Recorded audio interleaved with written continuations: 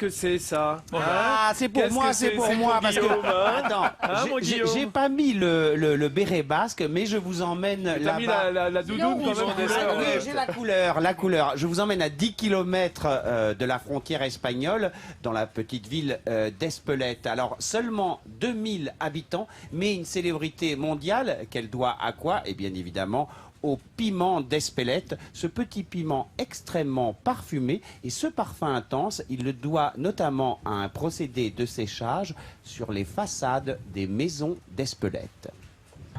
À Espelette, on affiche fièrement son savoir-faire sur les façades. Et cette tradition, ce n'est pas du folklore pour les touristes, elle a un rôle bien particulier. Le piment, il est sur les façades à la saison, c'est-à-dire quand au mois de septembre, le piment est mûr, on le recueille, on l'enfile pour en faire ses cordes, ses chapelets. Et à ce moment-là, on va le mettre à sécher en façade et au bout de 2 mois, le piment est sec et on le transforme en poudre. André est né ici, et pour lui, il n'y a pas que le piment qui rend son village incontournable. Son architecture aussi est une fierté. Ses petites ruelles piétonnes et ses volets aux couleurs typiques de la région. Et pourtant, elles n'ont pas de lien direct avec le drapeau basque. L'esthétique était moins considérée.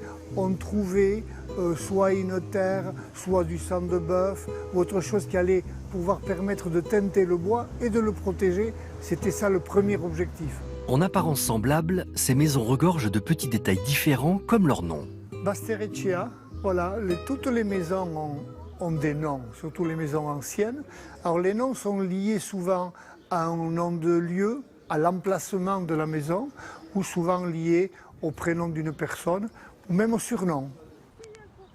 En quittant le cœur animé du village, André rend visite à Marichou, une agricultrice qui produit 40 000 pieds de piment d'Espelette chaque année. Et ce qui fait la renommée de ce produit, ce sont les terres sur lesquelles il pousse. Derrière vous, on a une barrière naturelle de montagne et derrière moi, on a la mer. Lorsqu'il y a des entrées maritimes, les nuages s'arrêtent ici et ici, on a donc un microclimat.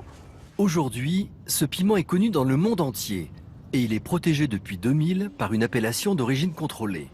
Un aboutissement pour tous les espeltards. Espelette, on est déjà fiers sans parler de piment, alors imaginez maintenant comment on est devenu. C'est plus que de la fierté, je ne sais pas si le mot existe. Pas plus fort que le poivre, le piment d'Espelette a le goût de son terroir.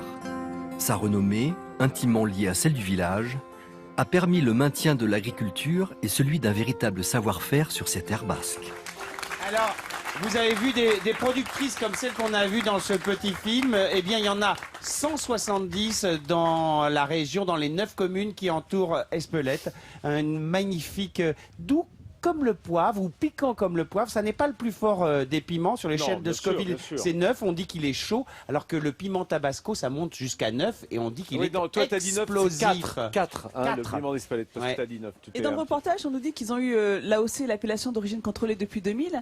Est-ce qu'il y a d'autres condiments, enfin je ne sais pas si on peut le classer dans les condiments, le piment, qui ont cette appellation? Alors, on pourrait dire par exemple les olives.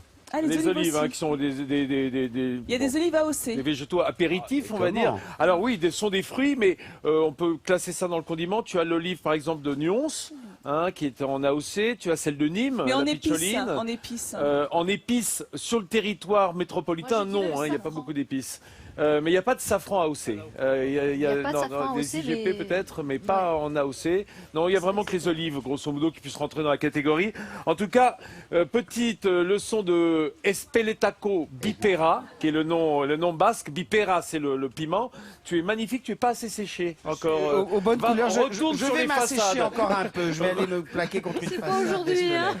C'est pas aujourd'hui à Blaye. Ah non, avec le vent qui souffle et les petites gouttelettes.